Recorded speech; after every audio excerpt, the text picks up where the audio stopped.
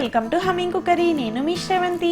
ఈరోజు గోధుమ పిండితో జీరా బిస్కెట్స్ని ఇంట్లోనే ఎలా ప్రిపేర్ చేయొచ్చో చూద్దాం. వీటికి ఓవెన్ కానీ ఎగ్స్ కానీ ఏమీ అవసరం లేదు. సింపుల్గా కడాయిలోనే బేక్ చేసుకోవచ్చు. ఇంకెందుకు లేట్, ఎలా చేయాలో చూసేద్దామా? ఇప్పుడు ప్రాసెస్ చూద్దాం. ముందుగా ఒక బౌల్లో పావు కప్పు బటర్, పావు కప్పు పంచదార పొడి వేసి కలపండి. నేను ఇక్కడ విస్కర్తో కలుపుతున్నాను. మీ దగ్గర విస్కర్ లేదు అనుకుంటే స్పూన్తో అయినా కలపవచ్చు. ఎలక్ట్రిక్ బ్లెండర్ యూస్ చేస్తే ఫాస్ట్గా అయిపోతుంది.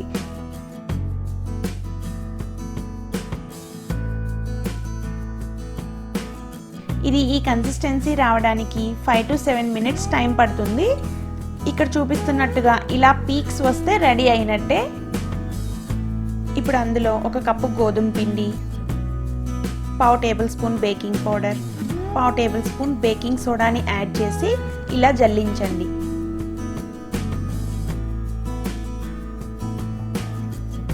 అలాగే కొంచెం సాల్ట్ని యాడ్ చేయండి. ఇక్కడ నేను అన్సాల్టెడ్ బటర్ తీసుకున్నాను, అందుకే సాల్ట్ యాడ్ చేస్తున్నాను. మీరు ఒకవేళ సాల్టెడ్ బటర్ యూస్ చేస్తే చాలా తక్కువ సాల్ట్ని వేయండి.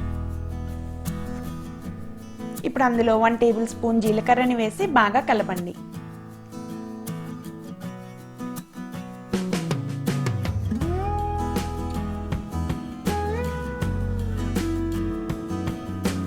ఇలా అంతా బాగా కలిసాక కొంచెం కొంచెంగా పాలని యాడ్ చేసుకుంటూ చపాతీ పిండిలాగా కలపండి.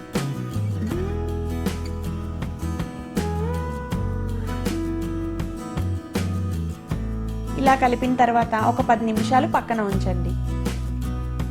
తర్వాత పిండిని కొంచెం తీసుకొని రౌండ్గా బాల్ని చేసి ఇక్కడ చూపిస్తున్న విధంగా ప్రెస్ చేస్తూ కుకీని మరీ లావుగా లేదా పల్చగా కాకుండా మీడియం సైజ్ థిక్నెస్ ఉండేలాగా చేయండి.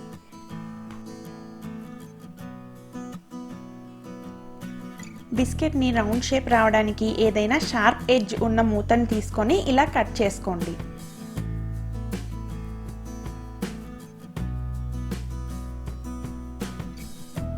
అలాగే అన్ని కుకీస్ని ప్రిపేర్ చేసుకోండి.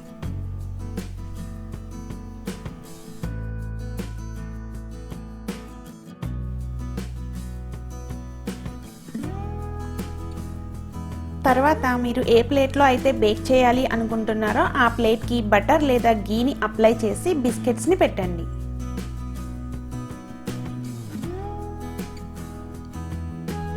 తర్వాత కడాయిలో ఇలా స్టాండ్ని ఉంచి మూత పెట్టి 5 నిమిషాలు ప్రీహీట్ చేసుకోండి.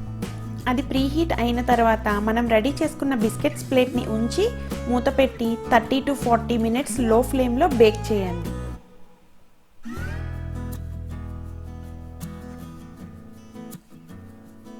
అంతే, ఎంతో టేస్టీ జీరా బిస్కెట్స్ రెడీ.